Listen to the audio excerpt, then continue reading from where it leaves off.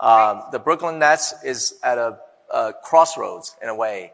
I think we didn't do as well as we expected last season. We didn't make the playoffs, but we hope to revamp the team and make sure that we can compete in the long run. I think there's a difference when people ask owners, what do you want to do with a basketball team? There's a difference between I want to win versus I want to build a winning mentality and culture that's sustainable. Those two are very different things. Yeah, man. Yo, it's good YouTube. It's your boy AJ with Rage. Make sure you guys hit that like button, subscribe. So we're back, man. This was a crazy, crazy last 2 days with the draft, bro. It's been like mayhem. So many like breaking news all over the NBA and with the Nets. Like, we're trying to figure out how Sean Marks is gonna do this rebuild thing. What is your like take right now? How worried are you about like CJ and Dorian possibly, getting value for them or the trade happening soon? Well, I'm not too worried about everything going down. I felt like Mhm. this was a draft that we knew was kind of weak. Although it would have been nice to just have a pick in this draft to just kind of look towards and see like what they could develop in towards the summer league, especially since we are rebuilding and we're in Yeah, that situation now.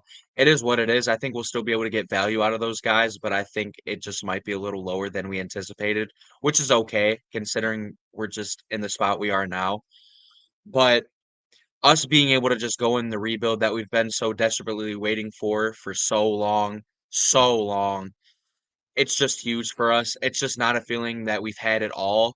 And to be able to go into the season with the rebuild mentality, and although, yeah, it's going to suck to lose games, it's a lot better to lose games and be able to look at player development than a bunch of players who shouldn't be there and a bunch of guys who are just like, they're just good at their position, but you're yeah, not doing anything. You can get value for those guys and you can build towards a future where you have a bunch of talented drafts. Although, yes, these are picks and not every pick turns out, it's still very, very huge considering you have a bunch of top picks and you'll have a lot of money to spend on top of that to help build out your team.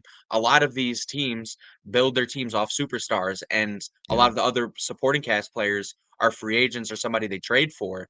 A lot of these players that get built are that they're superstars. They're on the same team and they're winning championships.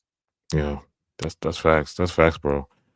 Now we're gonna talk about Trendon Watford because the Nets we need to, like you said, gotta start building this roster and building this young core. And I feel like the young core that we have is gonna be really, really good if we hold on to it and develop right. So it looks like Trendon Watford's contract is he's on a non-burst restriction, which basically means that the Nets could offer him a contract, and basically if another team comes in and offers more than what the Nets offer, he could leave. Trendon Watford could leave. But yeah, I think it's more about what do you think before we get into Trendon Watford's stats? What do you think his market is like in the NBA? How do you think the NBA world like looks at Trendon Watford, bro? So I feel a guy like Trendon Watford could make a deal to where Mm, it could trend towards like a 10-2 or mhm, like a 15-3 where he's just kind of getting 5 a year. I could see a mhm. market like that. Okay. I would totally match something like that. I think 7 mil is around where I'd set it. Yeah. I wouldn't overpay for Trendon Watford, but I'd also like to keep him around. Yeah. There's it's weird because like now with the salary cap going up, like I wonder what like the market is for teams now. Like what's you see some guys getting like more than they should, and a lot of people saying certain players are overpaid, certain players are worth this and that. So it's gonna be interesting how the market shapes up. But I think that was a fair price that you put at Trendon Watford. But what do you think? Now, when Trendon Watford first got here, like I've heard that, like I watched him a little bit in Portland, but I didn't really see like exactly how his game was.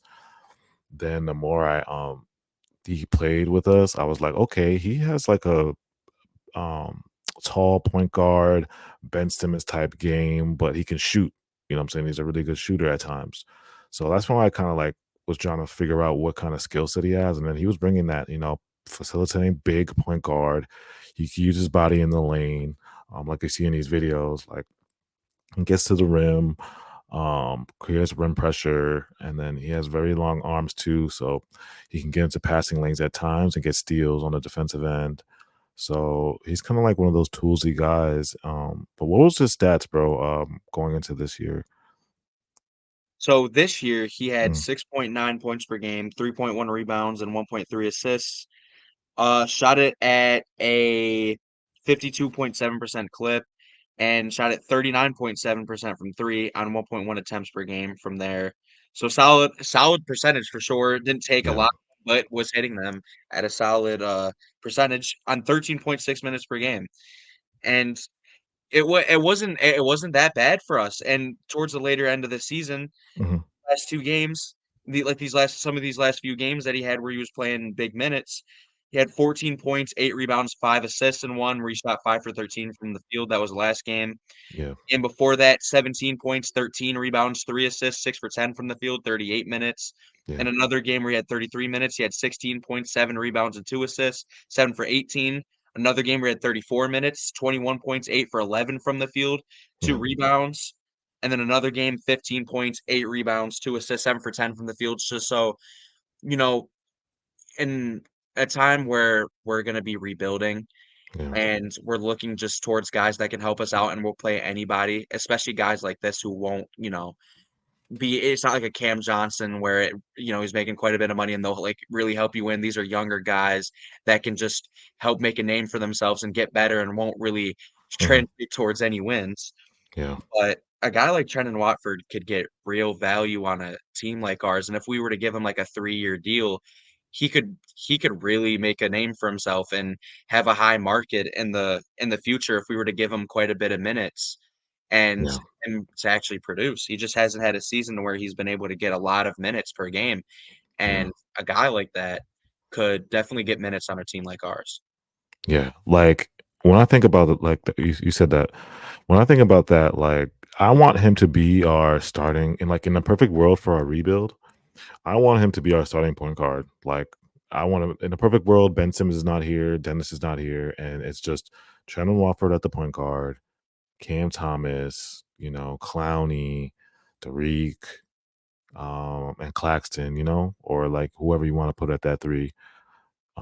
If we ever get a wing, to fit in that position. Like, oh, you can put Jalen Wilson either way, whoever wins it in training camp, right?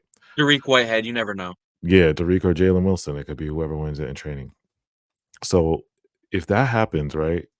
That's like in my perfect world, our perfect rebuild team. We're young, we play fast, we got guys that can score in the mid in the transition, and we got Cam Thomas who's leading with the scoring, and Trendon Watford, can score at times too when Cam Thomas is cold, but then he can, play make and facilitate at the same time.